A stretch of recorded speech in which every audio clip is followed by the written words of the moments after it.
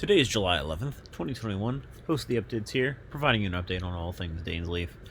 Unfortunately, there is no news about Dainsleif today, but I wanted to provide you a bit of trivia about the character himself that you may or may not know. Dainsleif is actually titled the Bow Keeper in-game and also in the story trailers. Bow is likely a reference to bows and branches of Irminsul, which is the Tree of Ley Lines. And the Tree of Ley Lines is actually the one that is connected to the ley lines of Tavad. It stretches its roots deep down into the abyss.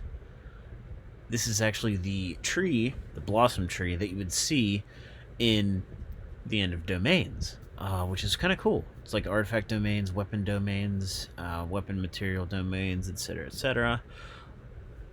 And the other thing that's very interesting is a lot of people don't realize, but Dainsleif, also Yuri Lowenthal, narrates the Tavad storyline trailer, as well as the collected miscellany videos.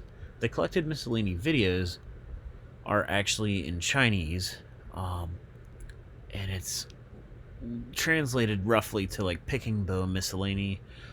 Collected miscellany videos can actually be seen as his comments on each of the characters he's previously met. So that could be interesting to check out. I've never actually watched that, so that's actually something I didn't know about personally. The other thing is, this is kind of going off topic a little bit, but in Norse mythology, Dainsleif is actually the name of King Hogni's sword, which was crafted by the dwarf Dain. When drawn, the sword cannot be sheathed again unless it has taken a life. That right there, I think, could be the crack in the storyline. Somebody has this sword, I think. And I think that this weapon, or some type of weapon, is going to play a very important role in the story. Also, Dain is referred to the four stags of Yggdrasil.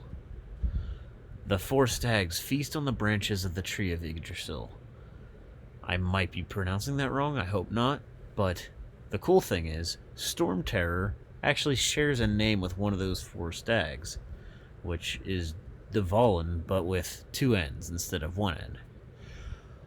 The one thing that is unfortunate is Dainsleif is confirmed to be a playable character in the future, but his vision is listed as like a blur basically on his character card, and he does not have a visible vision on his character at all. So that's very curious. Although we did get to see a brief ability showcase in the story chapter in the Archon quest, we will be reunited. His hand is kind of surrounded by a dark blue galaxy-like aura, and he's restraining an Abyss Herald without physical contact. A lot of theories surround Dainsleif, honestly, and I'm pretty curious as to what is going to happen with this character. I think they could go a bunch of different directions, but he's definitely my most anticipated character in the entire game, and I cannot wait until we see more of him in the story, because we know we're going to. There's something going on with Inazuma, I think. I think, in my opinion, I know that, like, there's Alice, who's Klee's mom, that is apparently the Dodo King, or sending messages about this and whatnot, but I think there's a deeper meaning. I honestly thought that Dainsleif was trying to get, Jean, Kaya, D-Luke, all those people that are sort of protecting, the city of Mondstadt in a way, to get out of there.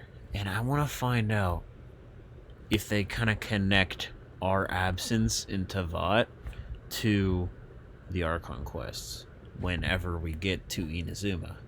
Like, whenever that picks back up and we get more Archon quests, I really want them to hone in on the fact that we were absent.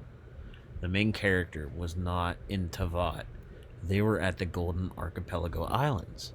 So I'm very curious if they're going to mention that or if they're just going to completely ignore it. I think they really set themselves up for something very interesting to occur, and I think that either Dainsleif or even a different possible villain could really do something harmful in Tevat due to Jean's absence, especially, which is the acting Grand Master, but also the main character's absence. So that's the video for today. I hope you enjoyed this little theory, and thanks for tuning in.